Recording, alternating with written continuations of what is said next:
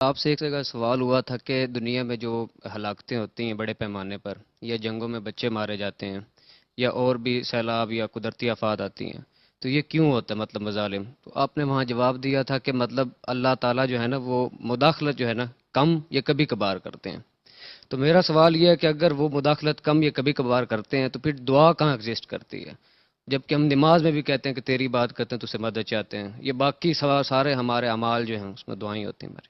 جی ہاں، میں نے جو پوری بات کہی ہوگی میں اس کو دہرا دیتا ہوں۔ دیکھیے، ایک اللہ کا قانون ہے، اس قانون کے تحت معاملات ہو رہے ہیں۔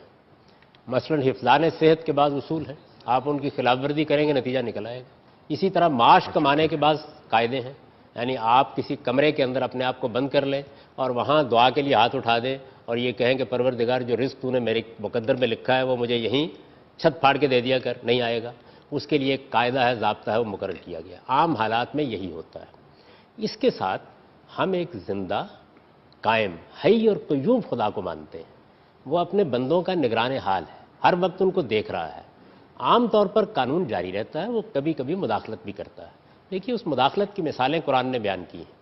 سیدنا موسیٰ علیہ السلام کا جو واقعہ قرآن میں بیان ہوا ہے، اس میں ذرا اندازہ کیجئے کہ کس درجے میں مداخلت ہو رہی ہوتی ہے۔ یعنی اصول میں قانون اپنی جگہ قائم رہتا ہے، لیکن مداخلت کس درجے میں ہو رہی ہے؟ ایک آدمی ہے، ایک غریب ملاح ہے، اس غریب ملاح کی کشتی بادشاہ آگے پکڑنے کے لیے بیٹھا ہوا ہے، اور وہ کشتی توڑ دی گئی ہے تاکہ وہ اس بادشاہ کے استبداد سے بچ جائے۔ ایک خاندان ہے، اس کا ایک بچہ پیدا ہوا ہے، بہت نیک لوگ ہیں، بڑھاپے کو رسوا کر دینے والے اخلاق کردار کے ساتھ وہ اوپر اٹھ رہا ہے، اس کو مار دیا گیا ہے تاکہ اس کے والدین کسی ایسی صورتحال سے دوچار نہ ہو جائے۔ ایک دیوار ہے، وہ اٹھا دی گئی ہے تاکہ بعد میں اللہ تعالیٰ کی طرف سے معاملات ہوں۔ تو وہاں تھوڑا سا پردہ اٹھا کر بتایا گیا ہے کہ اللہ تعالیٰ کی مداخلت بھی ہوتی ہے، لیکن یہ مداخلت کس اصول پر ہوتی ہے؟ یہ مداخلت اس اصول پر ہوتی ہے کہ جو دنیا کو بنانے کا مقصد ہے وہ کہیں مجروح نہ ہو جائے۔ وہ مقصد کیا ہے؟ امتحان۔ اگر یہ مداخلت اس طرح ہونے لگ جائے جس طرح ہم چاہتے ہیں کہ ہو، تو پھر امتحان ختم ہو جائے گا، پردے اٹھ جائیں گے، کشف حجاب ہو جائے گا۔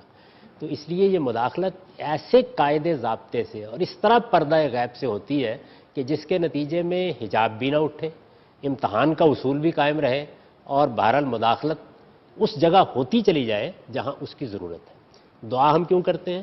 اس لیے کہ اللہ تعالیٰ نے اپنے بندوں کو جو کچھ دینا ہے اس کے لیے کچھ چیزیں طے ہیں، وہ اس نے دینی ہے۔ کچھ چیزیں ہیں کہ جو دینی ہے لیکن اسباب سے متعلق کر دی گئی ہیں، آپ وہ اسباب فراہم کریں گے وہ ملیں گی۔ کچھ چیزیں جو دعا سے متعلق کر دی گئی ہیں، آپ مانگیں گے تو آپ کو ملیں گی، نہیں مانگیں گے تو نہیں ملیں گی۔ تو اس لیے ہم دعا کرتے ہیں، اور دعا ہر موقع پر کرنی چاہیے، کیونکہ ہمیں وہ فہرست معلوم نہیں کہ وہ کون سی ہے کہ جو دعائی کے ساتھ وابستہ ہے۔ تو کچھ معلوم نہیں کہ کیا چیز دعائی سے وابستہ اور ہم وہ لینے سے محروم نہ رہ جائیں۔ اور دعا صرف مانگنا ہی نہیں ہے، یہ خدا کے ساتھ ہمارے سچے اور زندہ تعلق کی علامت بھی ہے۔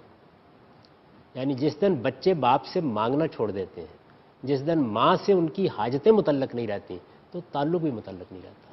تو مانگنا میرے تعلق کو قائم کرتا ہے، میرے عجز کو مجھ پر واضح کرتا ہے، مجھے یہ بتاتا ہے کہ میں عاجز مطلق ہوں اور وہ قادر مطلق ہے، اور جو میں مانگوں گا وہ اگر دینے کا فیصلہ کرے گا، اس کے قانون کا تقاضا ہوگا، دے دے گا مجھے۔